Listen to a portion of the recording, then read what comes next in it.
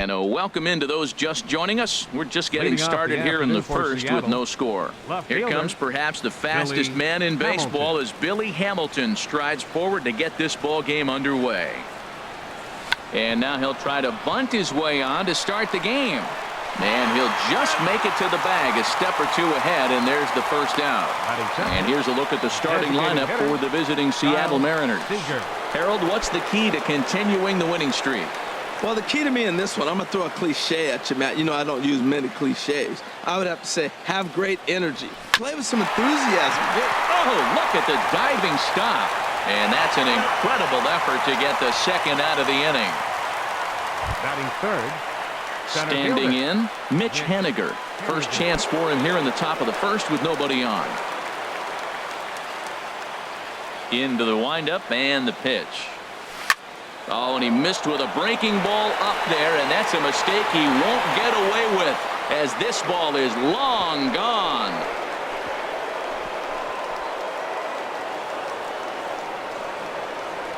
A solo shot here to left, number 28 on the season, as the Mariners take a 1-0 lead.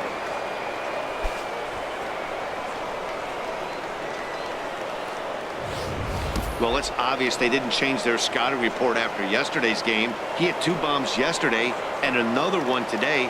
Hey, this pace can't continue, but he's going to ride this wave as long as he can.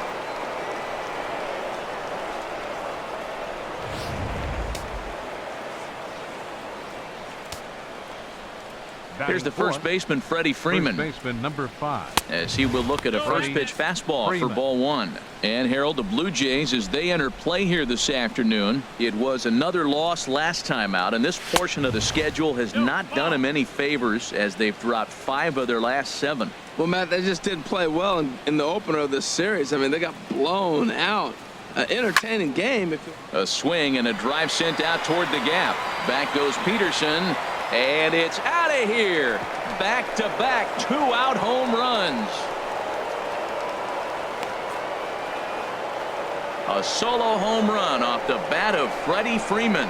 And that's home run number 48 on the year. And the Mariners move out in front 2-0.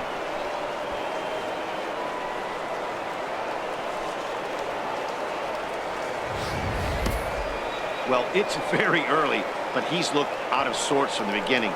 They've already roughed him up for 2 homers, and they're not done yet. We'll see if he can regroup or he blows up. Could go either way at this point. Here's Corey Seager. He enters play 6th in the American League in the batting race. Shortstop, Corey Seager. First offering on its way. Swing and a miss out in front of a changeup. This could be an interesting night for him. He gives up the extra base hit, and then he makes a location pitch that he needs to make. If he does that consistently. A swing and a drive sent out toward the gap. Out of here. And how about that? Back-to-back-to-back home runs. So a solo shot here to left center field. Number 36 on the year for him. And the M's have taken a 3-0 lead.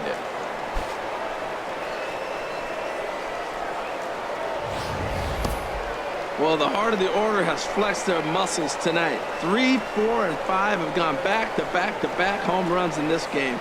Really impressive.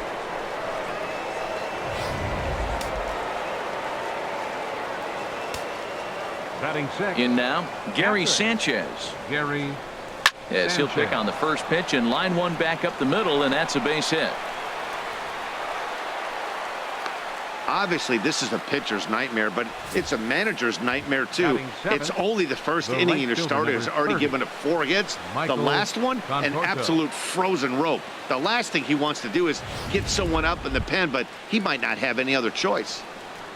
Standing in, Michael Conforto.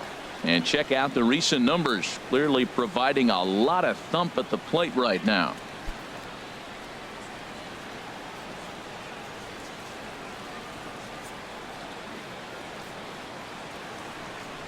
He's set, and the pitch. Liner towards second. A leaping try, but it's out of his reach and into the outfield. Sanchez rounds third and is digging for the plate. And they're not going to get him as he's in there to score. Well, this doesn't have the makings of a start he's going to be proud of, does it? He's getting absolutely pounded here in the first inning, and I would think they're not going to let this go on for much longer.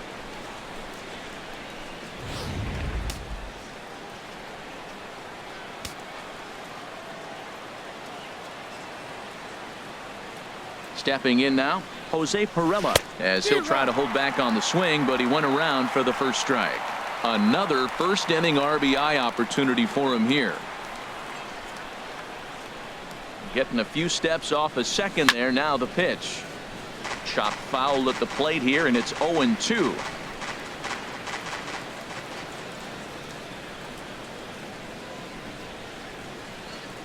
Two quick strikes, and now the 0-2. Swung on in the dirt for the third strike. Up with it, Mitchell, and that ends the inning. So they nearly bat around here as 8 men come to the plate, and they push across 4 runs. On now to the bottom of inning number 1. The Mariners are on top, 4-0. Jacob deGrom, a right-hander from Florida, gets the ball as the starter here. What do we need to know here, HR? Well, Matt, there's a lot of numbers you throw out there for pitchers, but I look at the batting average against, and overall opponents are hitting under 200 against him this season. That is domination at its best. Look for him to have a good start in this one. HR, your former employer, the Mariners, entering play here this afternoon. All you can really say is they've been on one heck of a run. Well, Matt, it's nice to wake up in a day game and know your ace is going to be on the mound. It's just one of those win days. Seems like you got to the park early, and before you know it, the game's going to be over, and you're going to have a W. Batting second. Into the box now, Bo Bichette. And with numbers like those, he's putting himself in contention for some Rookie of the Year hardware if he can keep it up. And there are our umpires calling balls and strikes is Mr. Earl Hendricks.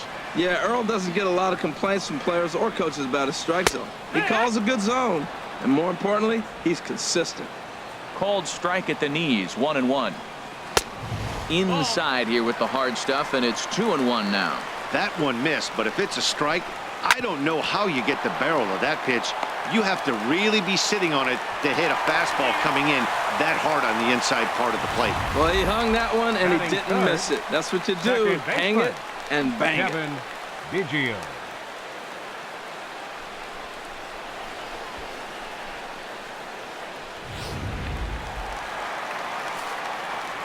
Into the box now, Kevin Biggio, as a good changeup will get him to commit too early, and it's strike 1. First shot for him here with a runner at first now and 1 away. Comes set with the 0-1, and now a pitch hit sharply on the ground. Oh, he got out in front of a changeup. He's looking for a fastball right there because he got the bat head so far out he was able to pull it.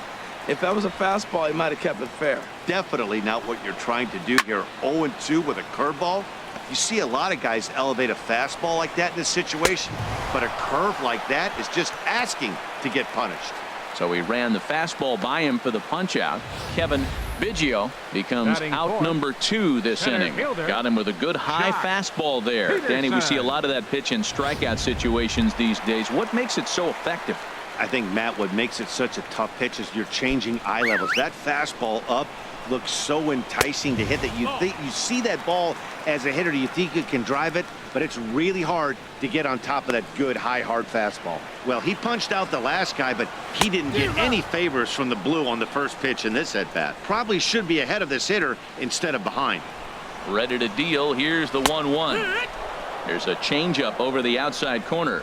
Probably better that he let that pitch go anyway after seeing a lively fastball. A swing and a miss. That retires the side, and that will do it. So it's no runs on a hit, no errors, and a man left.